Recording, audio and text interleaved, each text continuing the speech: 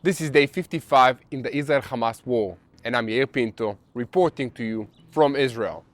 The fighting goes on multiple fronts, when Israel is battling Hezbollah on the northern border with Lebanon, Iranian proxies in Syria and other areas in the Middle East, Houthis from Yemen, and Palestinian terror elements in the West Bank area of Judea and Samaria, alongside the cessation of hostilities that is still taking place in the Gaza Strip.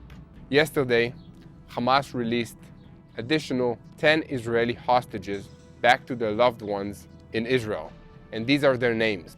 Gali Trachensky, 13 years of age, together with Amit Shani, 16 years of age, and Ofir Angel, 17 years of age, that were kidnapped from the Be'eri kibbutz. Liam Or, 18 years of age, that was kidnapped from kibbutz Re'im. Itai Regev, 18 years of age, that was in the party next to the Gaza Strip on the 7th of October. Raya Rotem, that are 54 years of age. Raz Ben Ami, who is 57 years of age. Yarden Roman Gat, 36. Liat Atzili, 49. And Moran Satla Yanai, 40 years of age. In addition to the Israeli hostages that were released, 4 Thai workers that were kidnapped as well on the 7th of October attacks were released back to Israel, together with 2 additional Russian civilians. Hamas thinks that because we care about our citizens more than we care to destroy him, it makes us weak. This is where he's mistaken. Our love for each other and for our people is making us stronger and more united than he will ever be. He's manipulating this prisoner exchange in order to show his own people that he's winning, that he is controlling. And every time he's postponing the release, changing the lists of prisoners, and playing mind games with the people of Israel and the international community. Israel cares about its people more than it cares about destroying the enemy. And that's what makes us humane and what makes us stronger and united together. Hamas reported that 3 Israelis were killed and blamed the Israeli bombardments on the Gaza Strip. This is another mind game and manipulation. And the IDF spokesperson's unit stated clearly, and it also makes sense, that Hamas is responsible for the Israeli hostages that he kidnapped on the 7th of October from their homes from Israel to the Gaza Strip. There is no way to spin this around.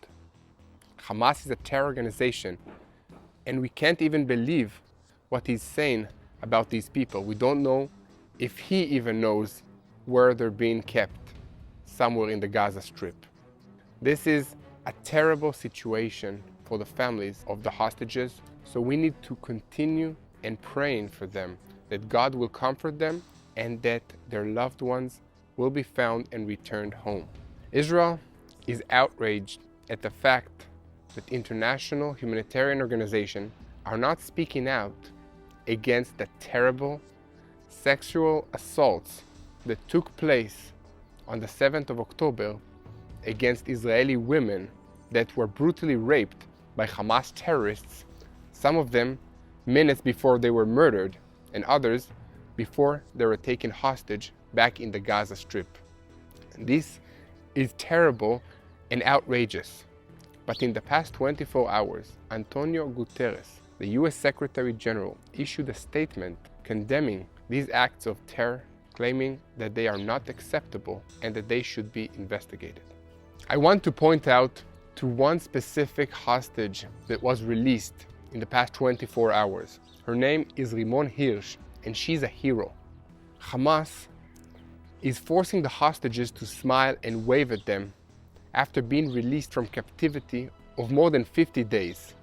This is another manipulation and a show to the entire world that they are humane and that they are taking care of the hostages.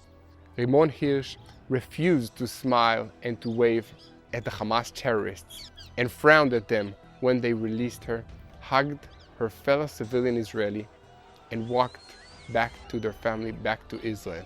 This is a show of bravery, and I would like to call on all of you to be brave wherever you are facing lies, discrimination, and help us sharing the truth of what is going on in Israel.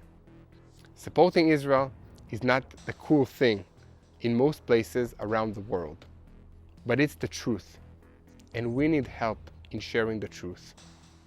So join us in prayer, pray for the IDF soldiers that are risking their lives, and pray for the peace of Jerusalem.